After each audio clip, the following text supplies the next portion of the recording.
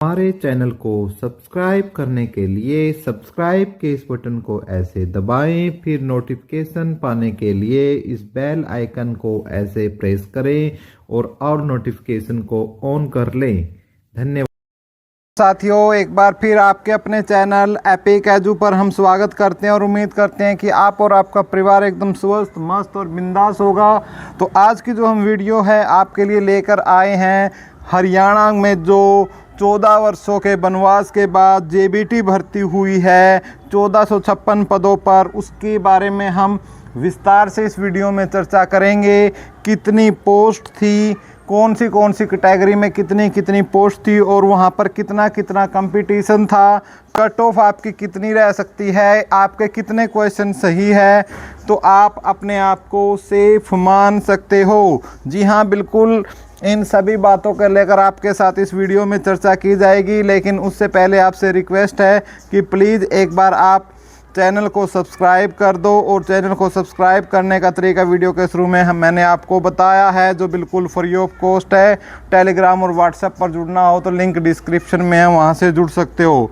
तो पहले भाई मोटिवेशनल कोट्स पढ़ लेते हैं कि नज़रों को बदलो तो नज़ारे बदल जाते हैं, नज़रों को बदलो तो नज़ारे बदल जाते हैं, सोच को बदलो तो सितारे बदल जाते हैं, कश्तियाँ बदलने की ज़रूरत नहीं, दिशाओं को बदलो तो किनारे खुद ब खुद बदल जाते हैं। जी हाँ, इन्हीं मोटिवेशनल कोट्स के साथ हम अपनी वीडियो को जो है वो स्टार्ट कर रहे हैं भाई। क्योंकि आपको पता है जो हमारे जो एग्ज़ाम्स है, जो फार्म स्टार्ट हुए थे, वो हमारे 12 अगस्त 2024 से जो फॉर्म है वो फिल होना स्टार्ट हुए और 21 अगस्त तक फॉर्म भरे गए। ये देख लीजिएगा भाई कितना कम समय दिया गया। अब आप सोचते होंगे हरियाणा जैसे प्रदेश में जहाँ 25,000 भर्तियाँ पिछले 5 सालों से 4 सालों से सीटी के चक्कर में उलझी हुई है, तो फिर ये भर्ती किस तरीके से, और एग्ज़ाम भी हो गया, रिजल्ट भी तैयार है, सब कुछ काम कर दिया है, हरियाणा स्टाफ सिलेक्शन ने इतना जो जल्दी है वो कैसे? तो बाबू भैया इलेक्शन बाबू भैया इलेक्शन के चक्करों में ये भर्ती है फटाफट हो गई है। एग्ज़ाम डेट थी दोस्तों इसकी 28/9/2024 को एग्ज़ाम हुआ और टोटल पोस्ट थी इसमें 1456।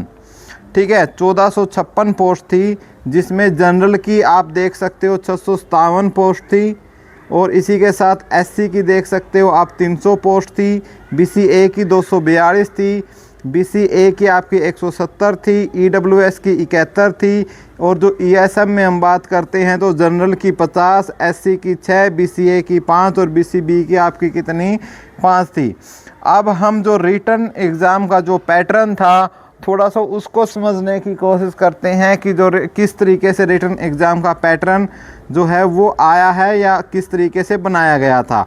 जिसमें सबसे जो इम्पोर्टेंट पॉइंट होता है वो होता है चाइल्ड डेवलपमेंट एंड पेडागोजी का। ये 20 क्वेश्चन इसके पूछे गए। इसी प्रकार हिंदी और इंग्लिश लैंग्वेज के 10-10 क्वेश्चन, हरियाणा जीके के 20 क्वेश्चन, मैथ रीजनिंग के कुल मिलाकर 20 क्वेश्चन टोटल। ठीक है, और ईडब्ल्यूएस के 10 क्वेश्चन आपसे पूछे गए। ठीक है, तो ये इस तरीके से जो आपका एग्ज़ाम का पैटर्न था, जो आपका एग्ज़ाम आया, हर चीज़ पर एस्पेक्ट्स पर हम बात करेंगे, सब चीज़ों को लेकर चला जाएगा। अब हम बात कर लेते हैं भाई थोड़ी सी कि भाई जो एग्ज़ाम हुआ उस एग्ज़ाम का लेवल क्या था। ठीक है, एग्ज़ाम की लेवल की बात बहुत ही ज़्यादा ज़रूरी होती है भाई। और जो एग्ज़ाम का लेवल है, कोई हम अच्छे तरीके से किसी भी पेपर के जो एग्ज़ाम को लेवल को हम डिफ़ाइन नहीं कर सकते, ये भी एक बात पूर्णतः सत्य है। क्योंकि भाई जो एग्ज़ाम में जो बच्चे बैठे होते हैं, जो तैयारी करके गए होते हैं, कई बार ऐसा होता है जो उन्होंने पढ़ रखा होता है, कई बार उन्हीं विषयों में से और उसी तरीके के क्वेश्चन एग्ज़ाम में पूछ लिए जाते हैं, तो उस पर्टिकुलर के लिए तो क्या हो जाता है, वो एग्ज़ाम ईजी हो जाता है।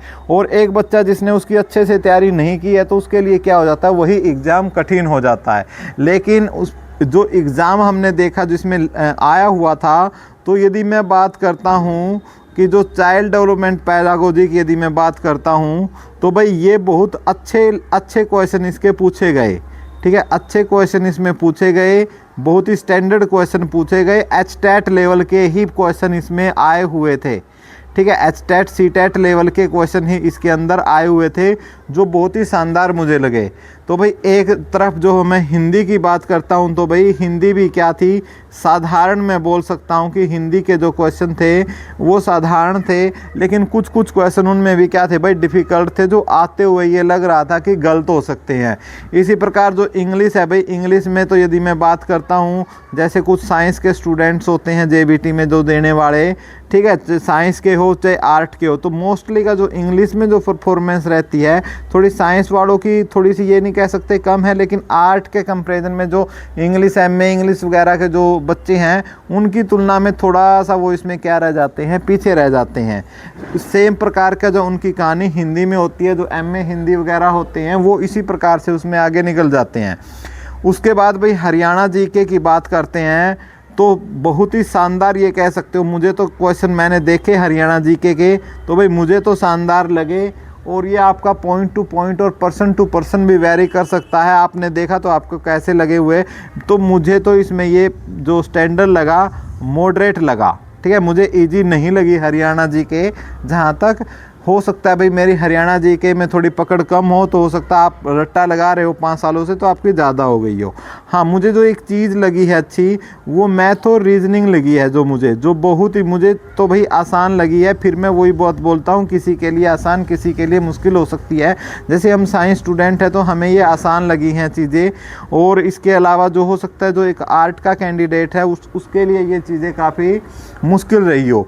EWS की बात करते हैं तो 10 नंबर के EWS पूछी गई, ये इसका भी लेवल जो स्टैंडर्ड है हम ये कह सकते हैं अच्छे स्टैंडर्ड के जो ये क्वेश्चन है इसके अंदर पूछे गए क्वेश्चन, ठीक है। तो ये भी हम ये नहीं कह सकते कि भाई गलत है, बहुत ही अच्छे, यानी जिस तरीके का हिसाब से पेपर को सेटल किया गया था, ये मैं एक प्रकार के हरियाणा स्टाफ सिलेक्शन कमीशन और कोई भी यदि उन्होंने एजेंसी हायर की है तो वास्तव में ही उसकी जीत है। बहुत ही स्टैंडर्ड पेपर को इन्होंने इसके लिए चुना। यदि मैं बात कर लेता हूँ ओवरऑल, ठीक है, एग्ज़ाम की ओवरऑल पेपर कैसा था, तो भाई मैं तो मुझे तो इजी नहीं लगा भाई, लेकिन फिर भी मैं जो मुझे लगा वो मुझे तो ये लगा कि मॉडरेट टू इजी आपका एग्ज़ाम है, ठीक है। मैंने बिना आंसर किए के उसको सोल्व करके देखा है, तो मुझे तो ऐसा लगा कि मॉडरेट टू इजी है, क्योंकि कुछ क्वेश्चन तो बेहद ही मुश्किल थे उसमें, और कुछ क्वेश्चन बहुत ही सीधे सरल और स्पष्ट थे, लेकिन कुछ क्वेश्चन थे जो अच्छे थे। तो इसलिए मॉडरेट टू इजी की मैं इसमें परिभाषा इसमें देता हूँ, ठीक है। लेकिन मैं आपको एक बात बताता हूँ भाई कि जो एग्ज़ाम में अब कुछ बच्चे जो है, ये एक नॉर्मल सा तरीका होता है भाई। मैं आपको अपने एक साथ बता देता हूँ कि एक बार हम एग्ज़ाम देने गए हुए थे हिसार, तो हिसार की तरफ से ही हमारा एक दोस्त था, वो भाई क्या करता था, परचून की दुकान होती है ना गांव में, जैसे वो दुकान चलाता था ना, वो तैयारी वगैरह करता था, कुछ नहीं करता था। तो वो भी एग्ज़ाम देने गया हुआ था हमारे साथ, हम भी गए थे, और हमारा भी भाई अच्छा क्वेश्चन जो पेपर था वो उसमें 100 में से लगभग मेरे 74-75 क्वेश्चन ठीक हुए थे, ठीक है। लेकिन भाई उसका मेरे पास फ़ोन आता है रास्ते में ही, मेरे को बोलने लगा कि बोला भाई साहब, मैं भी हाँ भाई कैसा हुआ पेपर, जैसे नॉर्मली बात करते हैं, कहने लगा भाई साहब समस्या क्रिएट होगी। मैंने सोचा भाई पेपर बहुत ख़राब हो गया होगा इसलिए थोड़ी प्रेशर है, तो मैंने पूछा भाई क्यों, ऐसी क्या समस्या क्रिएट होगी। कहने लगा यार ये तो दिक्कत होगी कि मैं अब गवर्नमेंट जॉब लगूंगा तो मैं गवर्नमेंट करूंगा या मतलब दुकान को देखूंगा। मैंने उसको बोला भले आदमी पहले रिजल्ट वगैरह की वगैरह आने दे, उसके बाद चेक कर लेना होगा या नहीं होगा। बोला नहीं यार मुझे तो अब दुकान की चिंता है कि भाई मैं दुकान को अब दूँ या तो किसी को बेचूँ या मतलब क्या करूँ।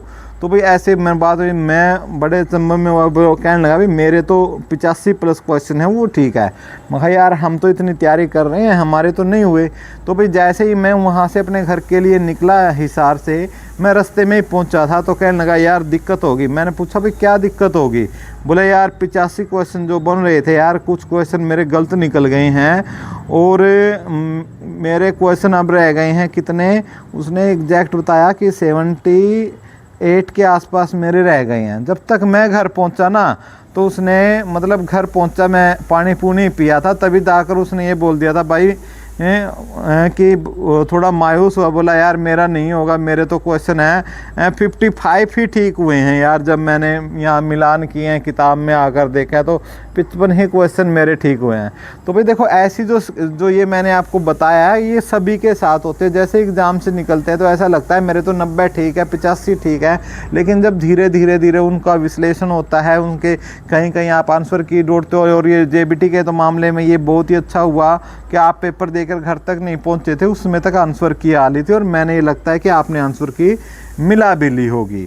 तो भाई तो यदि हम कट ऑफ की बात इस पर करते हैं कि भी फिर कट ऑफ क्या रह सकती है, तो भाई कट ऑफ की यदि हम बात करते हैं, वैसे पूरा एनालिसिस मैंने इस पर नहीं किया है, फिर भी मैं आपको मोटा माटी इसके लिए इस पर कट ऑफ बताऊँगा और इसकी एक्यूरेट कट ऑफ भी आपके सामने लेकर आऊँगा। तो पदों के हिसाब से हम देख लेते हैं भाई कि पदों के हिसाब से कितनी है। चूँकि भाई आपने देख ही लिया होगा कि जनरल के कितने पद थे, 607 थे, एससी के 300 थे, यानी लगभग आधे पद किसके थे, एससी के थे। उसके बीसी ए के भी एससी से कम थे और बीसी और ईडब्ल्यूएस के तो ना के ही बराबर थे। तो जो इसलिए ज़्यादातर जो टॉपर होंगे, चाहे ईडब्ल्यूएस के हो, चाहे बीसी बी के हो, ए के हो, तो जनरल सब जनरल में कूद देंगे। तो भाई जनरल की तो कट ऑफ जो जाना है भाई वो निसंदेह भाई हायर लेवल पर आपकी जाने वाली है।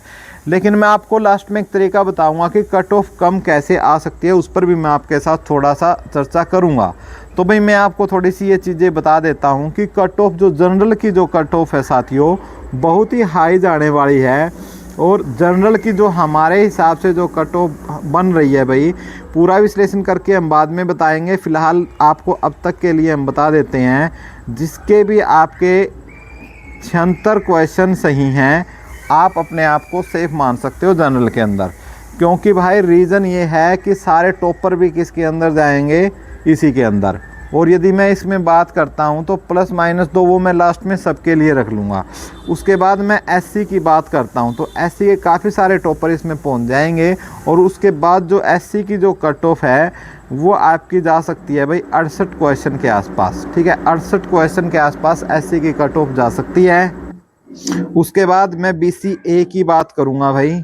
बीसीए की कट ऑफ है जो आपकी 72 क्वेश्चन के आसपास, यदि आपके ठीक है तो अपने आप को आप सेफ समझ सकते हो। और इसके बाद मैं ई और इन दोनों को एक साथ लूंगा।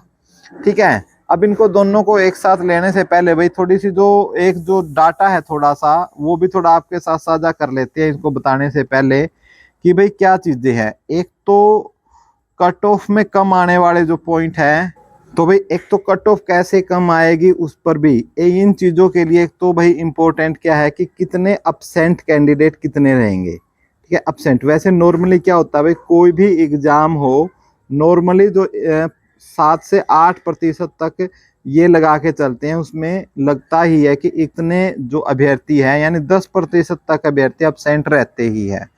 तो एक ये इसमें अभ्यर्थी कितने अब्सेंट है, जब वो डाटा एचएससी जारी करेगी तो उससे हमें अंदाजा लगेगा। हालांकि कुछ बच्चों से हमें पता चला है, कुछ ने बोला हमारे में 5 थे 6 थे, लेकिन उन्होंने ये नहीं बताया कि वहाँ कैपेसिटी कितनी थी उस रूम में। ठीक है, उस रूम में कैपेसिटी कितनी थी ये उन्होंने नहीं बताया। ये तो बता दिया मेरे में 4 अब्सेंट थे 5 अब्सेंट थे, बाकी वो उन्होंने कमेंट नहीं किया। तो थोड़ी इस चीज़ को लेकर अभी क्लियर है।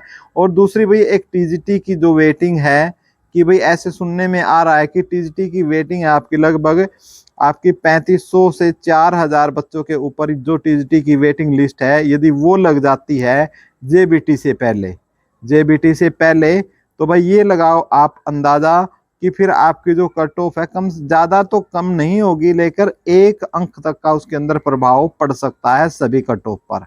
ठीक है, 1 अंक का मैंने बोला है, अंक न कि क्वेश्चन। ठीक है, लगभग ये लगाओ आप 1.5 से 2 क्वेश्चन लगा लो आप। ठीक है, इतने क्वेश्चनों का तो जरूर इफेक्ट पड़ जाएगा यदि ये पहले होता है, क्योंकि जो लगभग जो जेबीटी है बीएड है वो करे हुए मोस्टली मिलते ही है उस टाइम के। ठीक है, तो इसलिए हम अपनी कट ऑफ पर आ जाते हैं। बीसीबी की और ईडब्ल्यूएस की जो कट ऑफ बनी थी वो हमारे अनुसार भाई ये आपकी 73.5 के आसपास ये कट ऑफ आपकी जा सकती है। ये 73.5 क्वेश्चन है। ठीक है, और भाई इन सभी के अंदर ही जो है मैं मार्जिन लेके चलता हूं भाई प्लस माइनस 2 क्वेश्चन का, यानी ये जो वेरी कर सकती है।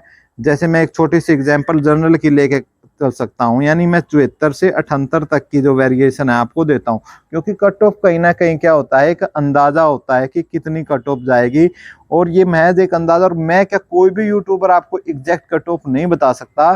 सिर्फ ये अभ्यास और ये कह सकते हो जो एक्सपीरियंस होता है ना, जो हम जैसे एजुकेशन फील्ड में हैं, तो उसी हिसाब से मैंने आपको थोड़ा सा इसको लेकर अपने एक्सपीरियंस के साथ जो कट ऑफ है ये बनाई। और मैं इस पे अभी पूरा एनालिसिस नहीं है भाई मेरा, 100% इस पे एनालिसिस नहीं है, फिर भी आपके सुझाव हैं वीडियो के अंदर साधना मंत्रिता, कमेंट जरूर करें और अपने नंबर भी बताएं, और कट ऑफ आपको क्या लगता है कि कट ऑफ कितनी जा सकती है, तो कमेंट बॉक्स में लिख कर जरूर छोड़िए, वो हमारे लिए बहुत ही वैल्यूएबल होगा।